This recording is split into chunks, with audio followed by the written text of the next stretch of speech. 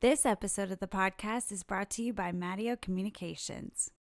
Hello, my fellow people of the plant. Let's talk for a moment about brand awareness in the cannabis space. The industry is obviously becoming more crowded as it matures. So how do you effectively break through the noise? We all know cannabis marketing has restrictions that make our jobs more difficult. But fortunately, the kick-ass PR and marketing professionals at Mattio Communications know how to elevate your narrative while staying compliant. Their New York and LA-based teams have the connections and powerful storytelling abilities you need to propel your brand onto the national stage. Mattio refuses to let your bold innovations and ambitious breakthroughs fall through the cracks. They'll get your company in front of your most prized audiences via their specialties, which include PR, social media, investor relations, SEO, and more. Mattio shares your vision of normalizing cannabis for the greater good of society. They proudly partner with businesses across the industry, from investors and ancillary companies to large MSOs and local brands. No matter your business goals, Mattio is here to help. Email them today at info@mattio.com.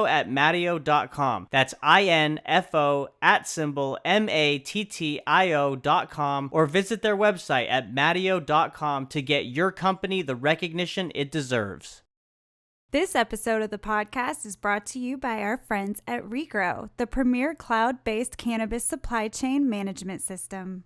If you're a cannabis company searching for a strategic business partner to help you automate your business, scale effectively, and make the supply chain work for you, then you need to know about Regrow. Regrow is the first of its kind software that leverages components of leading ERP and supply chain systems with the necessary compliance of the cannabis industry. That's right, you'll get all aspects of regulatory compliance built in, with the added value of workforce management, inventory, SOP management, and reporting and metrics that allow for companies to scale successfully. So stop using the whiteboards, spreadsheets, and email to manage your cultivation, distribution, and manufacturing processes, and instead incorporate Regrow. Visit their website at regrow.io. That's regrow.io. Regrow, the premier cloud-based cannabis supply chain management system.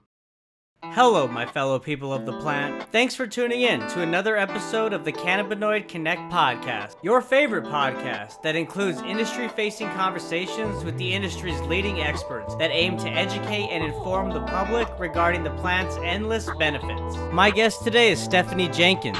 She's the Chief Revenue Officer at Flowhub. Stephanie Jenkins, how are you? Good, Kevin. How are you? I'm doing great. Thank you so much for making time for me and the audience today. Great. I'm so excited to talk with you. I've been a huge fan of your podcast, so I'm really looking forward to this.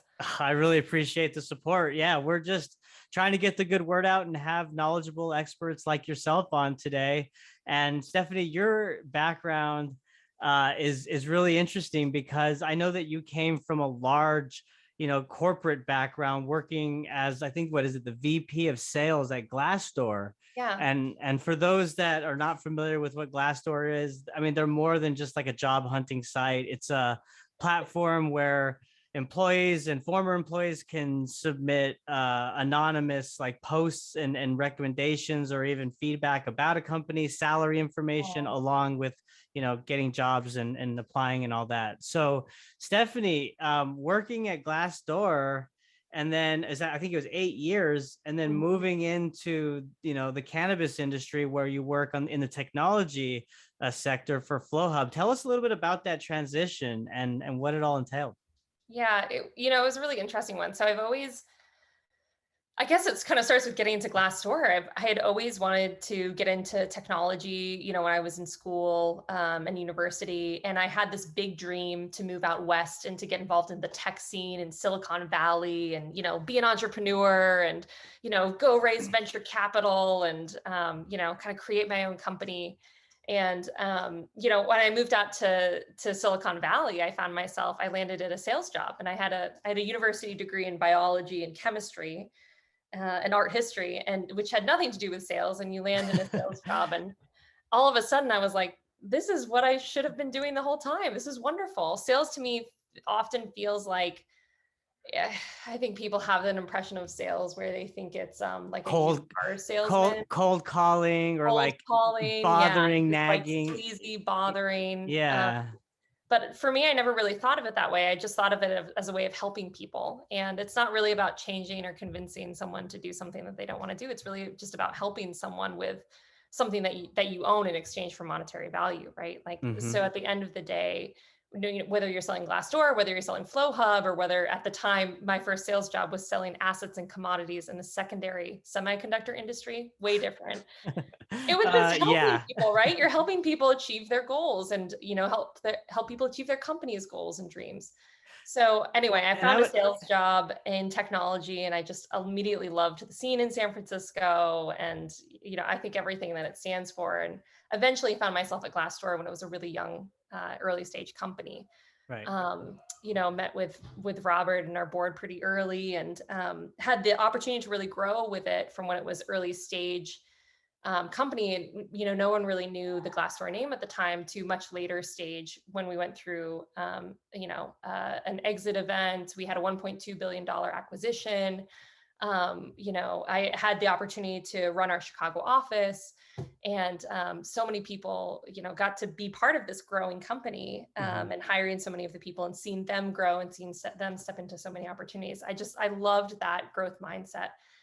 And it's interesting when you work for a technology company, and a fast growing technology company, because you're probably really familiar with this, Kevin, you go through all these like interesting stages of growth, Right. where you're trying to get operations right, and you're trying to get a lot of process right.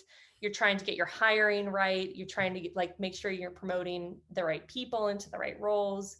And, And it's and sometimes that feels like that's kind of ongoing in some aspects, because like if new management steps in, then they eventually will implement new processes, bring new people on. yes, So that can always happen as well, right? So it's just kind of always yeah. adapting to that type of change. It's so much adaptation. You're right. I used to say to oncoming hires, and I actually still say this at Flowhub too, that just get ready, because if you are, afraid of change or don't like change, maybe this is not the right place for you, because every year it's going to feel like a different company. Right. Every year you're going to look back to the year prior and be like, wow, what happened? Did we just blink our eyes and everything changed? And Right. And I would imagine that's the growing pains, right? I mean, that's yeah. part of like scaling a business. Yes. Yeah. I like to call it the messy middle phase, where you're just, kind of like an awkward teenager company, where sometimes your legs grow too fast, or sometimes your arms do. And, it's okay, because you end up catching up, and end up trying to get the processes right after all. And it's funny when you look at a company who's growing, some processes are really like great and well tuned and well oiled and operating like a machine, and other things you're like, wait, why are we still doing that in a spreadsheet on someone's computer? Is that the only person who has the spreadsheet on their computer? What if that Right. person lost their computer? Like, our whole company would go. Right. Sorry, I that's a mean, bad example, I've but had yeah. experience with large companies that like, as I from the consultant perspective, where I mean, they've didn't even have the logins for their social media, and they had hundreds Right. of thousands of people following. I mean, just because of the handoff of Yeah. the offboarding of certain employees or contractors. So it's so important. So I would imagine your experience being at the ground floor early on with Glassdoor, and then transitioning to Flowhub, where you say you're in that messy middle. This Yeah. is kind of just similar to what you've experienced and what you've applied in your previous role. Yeah, I would say so. It's going through these really interesting growth stages. Like, my passion has always been around the technology. I have this catchphrase even at Flowhub. It's like, you got to build the machine, don't be the machine. Um, I like that. and Yeah. yeah, it's fun. I'll actually just credit Kyle Dovenbarger, who's an old friend of mine, for coming up with this phrase originally. So it's his phrase, Okay. not Shout mine, out but to Kyle. Shout out to shout out to Kyle. Kyle, if he listens to this ever. So, yeah. But so it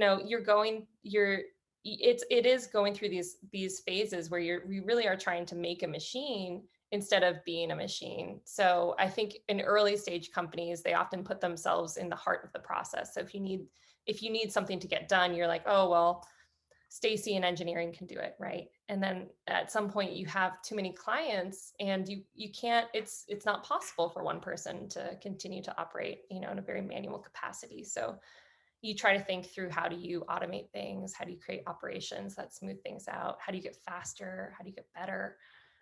So I love those types of problems, are just super fun to solve at companies. And I've always kind of gravitated towards that. It's kind of that heart of technology, right? You want your Right. technology to be able to do that for your businesses. We want our technology to be able to do that for our customers. And then we have to look at ourselves and say, how do we do this for ourselves? Right. And it's such a interesting place to be in, because I mean, I personally have experienced the technology side, specifically on the B2B side, working in the airline industry, Yeah. the telecom industry, and even just the overall like IT services industry, right? Yeah. And what's fascinating about it is that the technology is rapidly evolving, and there are various platforms that are emerging that solve different workflow problems internally. And now it's the issue of like integration, right? Are these machines talking to each other? How do we connect? Can we connect? Okay, well, if we can't, how do we fill that gap of information flowing to not slow down or bottleneck the process, right? So 100%. Yeah. it's crazy. Yeah. So in the cannabis industry, technology is super, super interesting because if you're a cannabis retailer, there are just so many different tools that you can use and that are at your disposal. I would argue, so Flowhub is a point of sale platform. I would argue that's probably the most important one to choose because then you have all of the technology partners, to your point, that have to plug into that and Hmm. have to read to that and have to write to that. And you have to make sure that your ecosystem of partners and technology that you're choosing all work really seamlessly with one another so that you're not stuck in spreadsheet land all the time.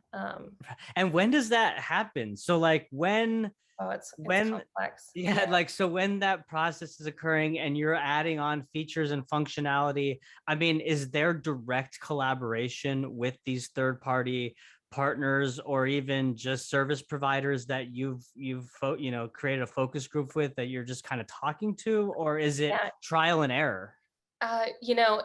It let's see. I would say right now it's probably gearing towards a little more trial and error, but I would hope that as the industry continues evolving, there's kind of like a core set of recommendations. So, like if I'm a dispensary owner, which are a lot of our customers, and I'm opening a dispensary for the very first time, I have to think of, okay, what point of sale platform do I need? And then wait, how am I going to like market to people? Like what's my marketing platform? What's my marketing strategy? Right. That's another technology platform. Wait, how am I going to get my website up and running?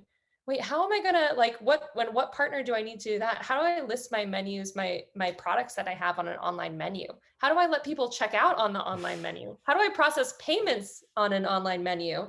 How do I if I'm in a delivery state, how do I get my products delivered to my customers? And there's so many different ways. And Yeah. there's so many there is a technology partner or a stack of technology partners for each of those processes. Each of them. So You're absolutely right. Yes. all of our customers, it is a very complex world out there to try to choose what technology partners you're going to use and when. And we've taken at Flowhub, since, you're kind of the connector as the point of sale, you're the system of record per se. So Mm-hmm. you're making track of all their inventory and all their sales and your compliance. So you're reporting to the state too. You have to be, kind of that system of record, the source of truth. And thus all of the other technology partners, your digital menus, your online menus, your e-commerce, your payments, your customer loyalty, your marketing, all plug into you. And we've taken an approach in the space of being really partner agnostic. If you're a dispensary and you want to work with XYZ, technology partner stack, that's totally fine. We'll work with those people too. Like you can work with us, we'll work with them. Versus trying to do like a closed loop ecosystem, See, yeah, and I think that's such a great approach, right? Because even if you're not familiar with that other partner, at least that's when the collaboration can take place, right? Okay, what does it look like under the hood on your end, on our end? How do we make yeah. this work, right? And that's what the developers really roll up their sleeves, I would imagine. Yeah, that's it. That's exactly it. So, yeah, that's where you kind of that's where it gets a little complex in terms of like the worlds of APIs and who you're connecting to with what. But yeah, that's a lot of the fun stuff is who are these other partners in the ecosystem? How do they play into it? How do they benefit each dispensary?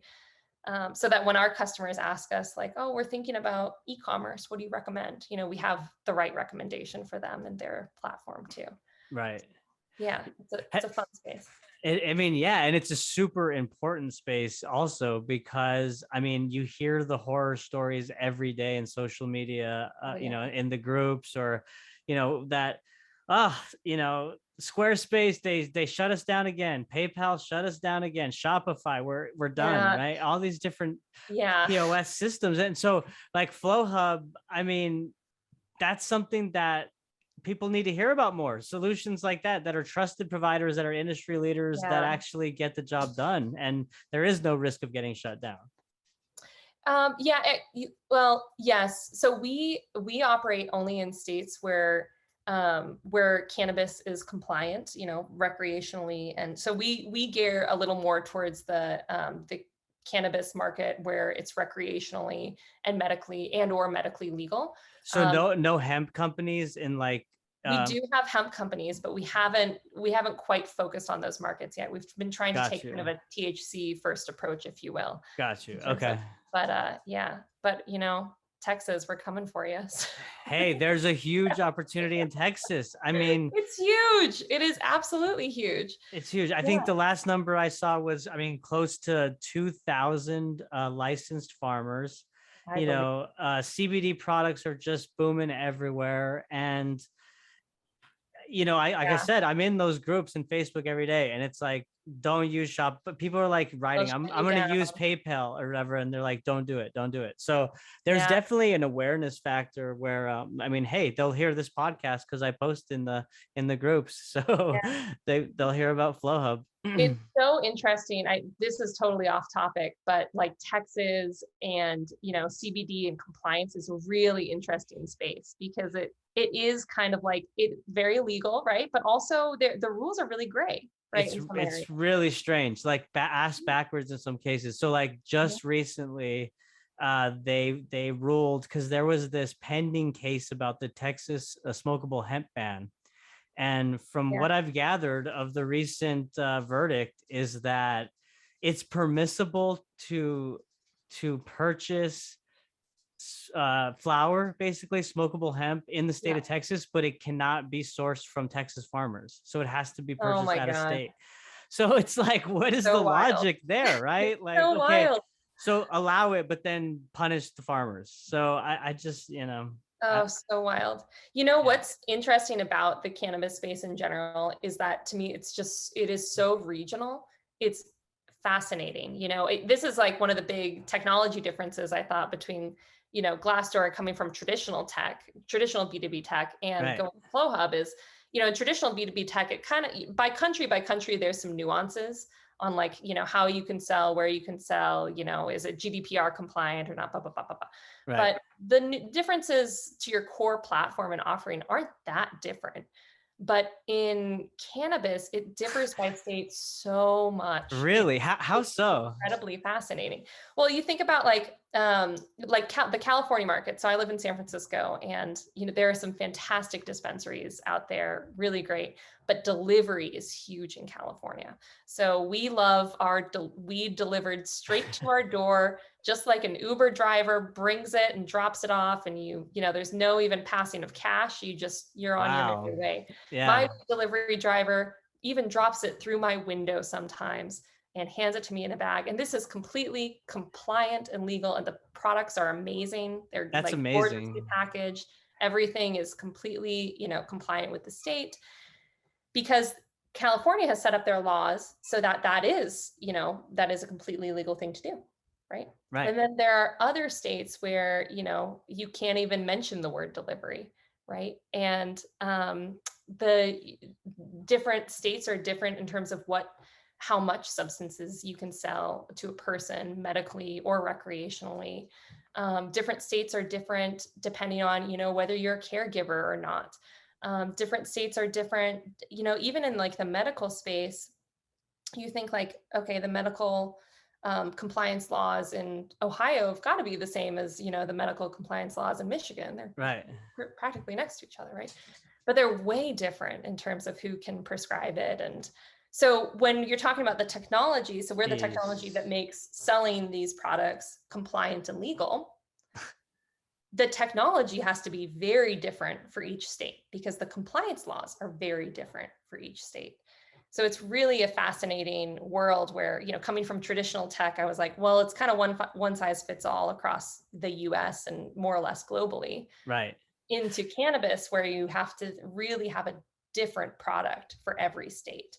And that product looks and feels and acts a little bit differently because it has to keep you compliant with the state, and you have to be able to, sell it legally. So it's interesting out there. It's fascinating. And what does that process look like when, say, okay, let's take New Mexico for example, right? Yeah. Their sales are coming online in April of 2022. So if y'all were targeting a state like that, what would go into rolling out a launch for that state? Like, are Yeah. you literally meeting with the elected officials? I mean, like, I doubt that they have a website where you can go to and like integrate and like learn all these guidelines and ordinances and I mean, you're trying to get as much information at the ground level as they're writing the laws and legislation as possible. So, like in some cases, like we work with consultants, legal consultants who specialize in the cannabis space, who help us understand state laws and legislature as they're being built, and essentially help right. us make sure that as we're going into a state that we're doing it compliantly. And we were one of the first, actually I think the first point of sale to integrate with Metric, which is a compliance seed to sale tracking system that I would say most states use.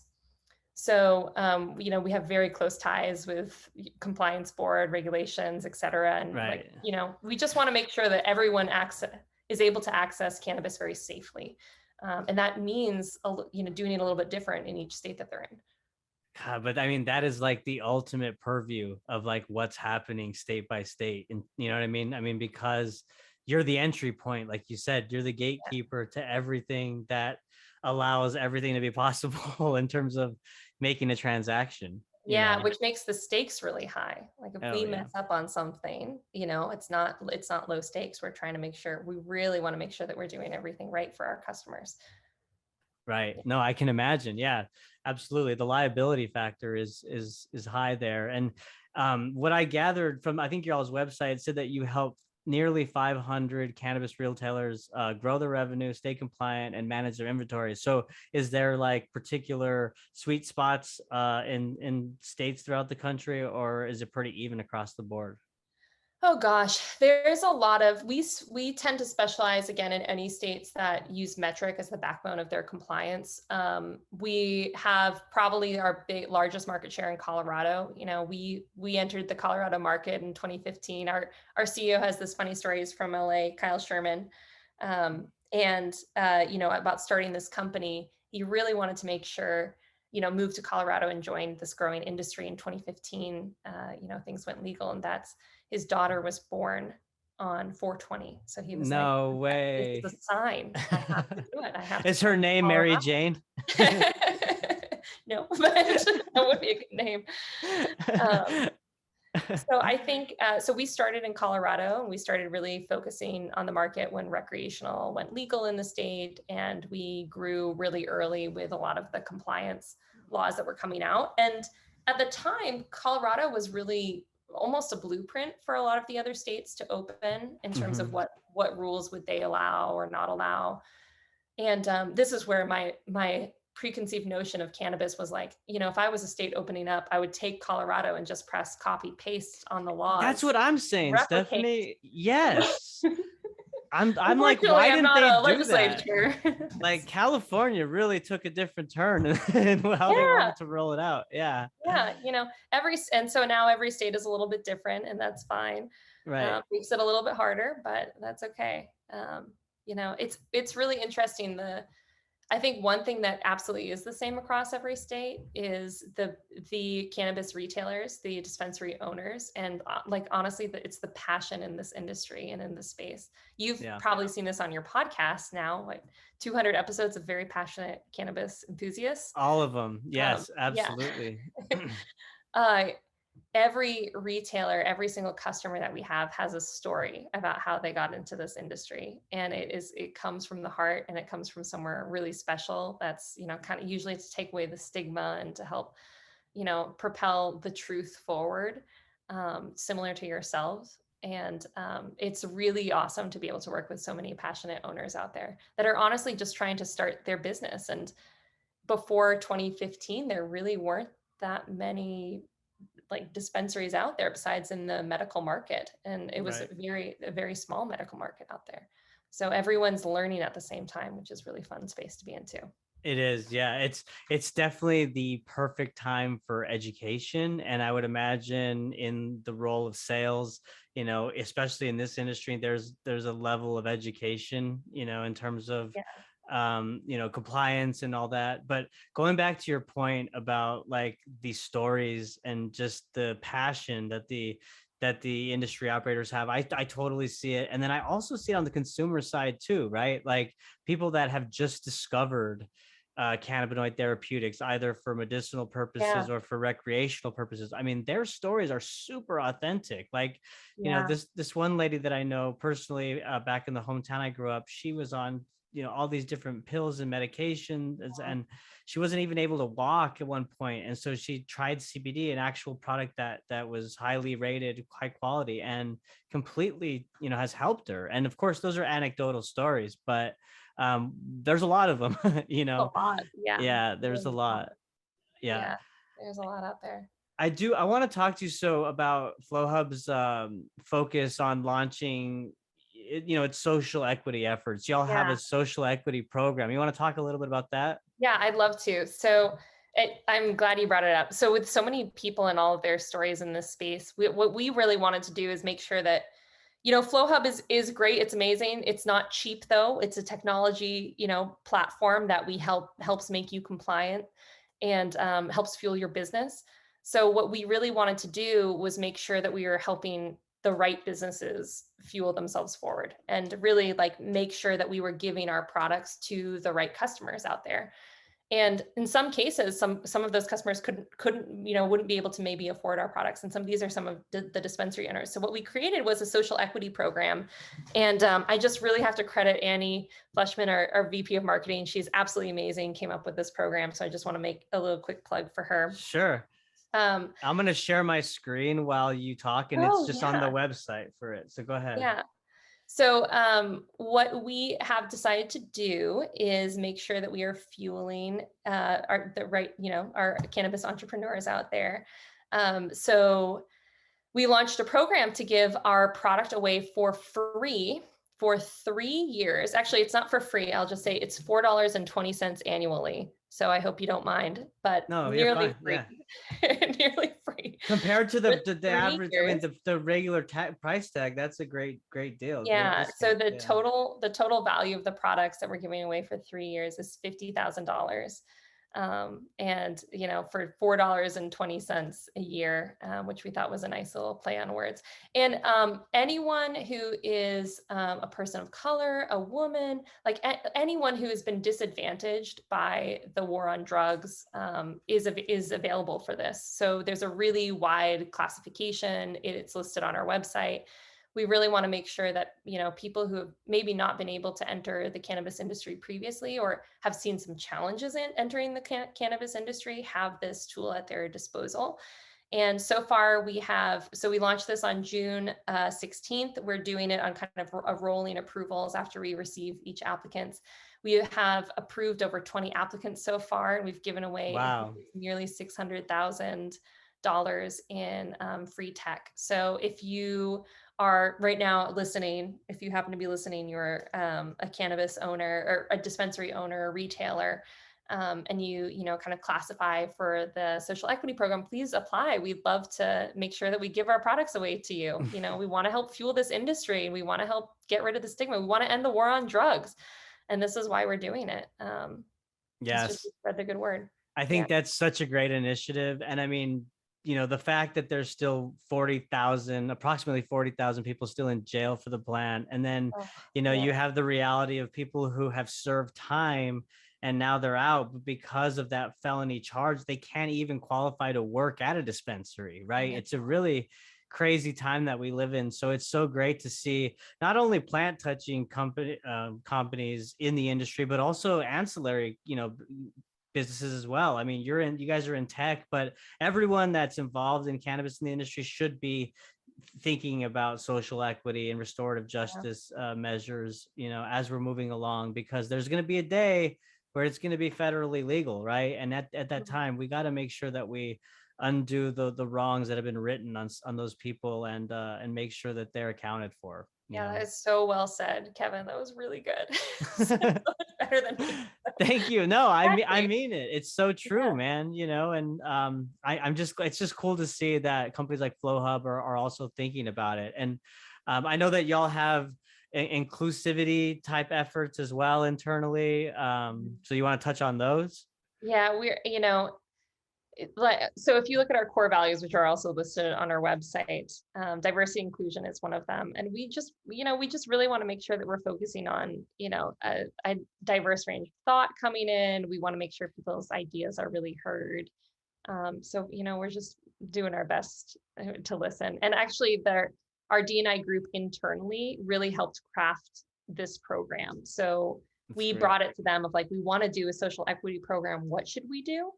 And this idea really came from our internal group of like, what if we gave it away for free for 3 years? Hey, And that's a our great idea. They could use it, right? Yeah. I mean, so, it's and I think something that's everyone has definitely been, needed. yeah, everyone's been really willing to get on board with it. So yeah, we've been trying to reach as many people as possible, make sure that we're, opening up those doors. And I think we had our very first customer go live, I think last week. I think it was Bee Leaf Wellness Centers in, oh gosh, I forgot the name of Colorado, but they were so wonderful to partner with. Awesome. Yeah. Love Mhm. it. Yeah, that's really great. Well, keep up the great work there. And, as we wrap up, Stephanie, the last thing that I want to ask you is, what's your personal relationship with cannabis? Oh yeah, that's a good question. So, gosh, I don't know. How far do people typically go back with their personal relationship? I've gone back pretty far. So, I mean, we're talking like end of high school, early Okay, college. we're just Yeah. going all the way back then. I don't know. So Not that we recommend it, but hey, these are the facts. So, yeah, I think, I was a very big advocate in high school and in college with the substance. I went through this midlife period that I'm sure you have like a lot of folks on your program go through where, post college, it's just the access and availability isn't really there. So you go through, a little bit of a slump. But right. then later in life, when things became legal and after I had kids, it's kind of interesting because I really rediscovered the product through CBD. Really, it primarily started through CBD, and honestly, a lot of it started through like athletic recovery. I love to run. I Me I love too. it. Oh, great. I just ran 3 miles today. I love it. I Oh, love that's running. awesome. Yes. Yeah, I'm with you. I like to run. I enjoy the feeling that I get when I'm running like a mile in, a mile and a half in, where you get that runner's high. And Yeah. from what I've heard, I don't know if it's true or not, but they say that it's the same type of feeling that the psychoactive properties of THC gives you. It's like the Oh, same effect. interesting. Yeah. Yeah, I Yeah. believe it. Yeah. Yeah. I've had friends that ask me like, "Hey, is this runner's high very similar?" I'm like, "Yeah, it actually is pretty similar. Like it's not too different." But It's yeah, not. I run a lot. I'm training for a marathon right now. I've run Wow, good for you. a lot in the past. And honestly, I think someone said like, you got to try the CBD cream for like It's the your shoulders. best. And I was like, oh, well, yeah, of course I'll try the CBD cream for my shoulders. Okay, so that's where it Yeah. started. You would run and you'd find CBD cream, and then it just kind of Yeah. evolved from there. And then it was like, well, let's try some of the CBD gummies. I was like, oh yeah, this is so now after I do a long run on Saturday, honestly, it's like I'll have like a CBD gummy and it's Yeah. just it's very therapeutic. And I love the like these are sold in legal states, the wild gummies that are primarily CBD. They're like 20-to-1 CBD to THC are just fantastic after a run. I also Wow. love the bath bombs. Shout out to I think Kush Queen is like my favorite brand of those. Are just fantastic bath bombs. So you can have a Nice. CBD bath bomb and like CBD or THC. Also, Ohm Therapeutics makes a really great athletic recovery bath salts that have Oh. like 25 and 25. They're just great. I love those. So just pop those in a bath after a long run and it's better than a massage. It really is just great for recovery. Yeah, no, good for recovery. And then even like if you're going for a run or you're on a bike ride and you pop a gummy, like a CBD gummy, it almost like helps take away some of the fatigue and the mental, kind of stress. It kind of just mellows you out, right? I Yeah. mean, Yeah. I Yeah, I was with some of my running friends the other day and they're like, have you tried like ever eating a gummy before a long run? Have No, you? it sounds like I'm going to now. So this is, I but mean, if it slows you down, then of course don't. But like, if it doesn't seem to help mess you up, like in your, in what you're doing in terms of your mode of operation, then I mean, it might be good mentally. It helps me. It helps me yeah, lift. yeah, yeah. There So was a women's and weed magazine that I was reading through the other day, and they had a huge article on, the CBD gummies and running for athletic recovery. And I was like, oh, we need to try yeah. some of that. Yeah. Awesome. Well, hey, good luck on your upcoming marathon. That's super Yeah. awesome and inspirational. One day I hope to do that. So that's cool. But as we wrap up, Stephanie, is there anything you want to leave the audience with? No, just, I really appreciate the time, Kevin. And if you are a dispensary owner, have an interest in social equity program, like go to our website, flowhub.com, check it out. If you're interested in chatting more about, CBD, athletic recovery, anything like that, just hit me up on LinkedIn. And that's really it. Yeah. Thank you for the time, Kevin. This is really fun. Of course, yes. Thank you again for making time for us. It was a great conversation. We learned a lot, and yeah, I hope to see more of Flow Hub out there because your services are definitely needed and something that is really going to propel the industry forward. So, Yeah. thank you. All right. Take care. Yes, and Bye. thank you all for listening. Bye.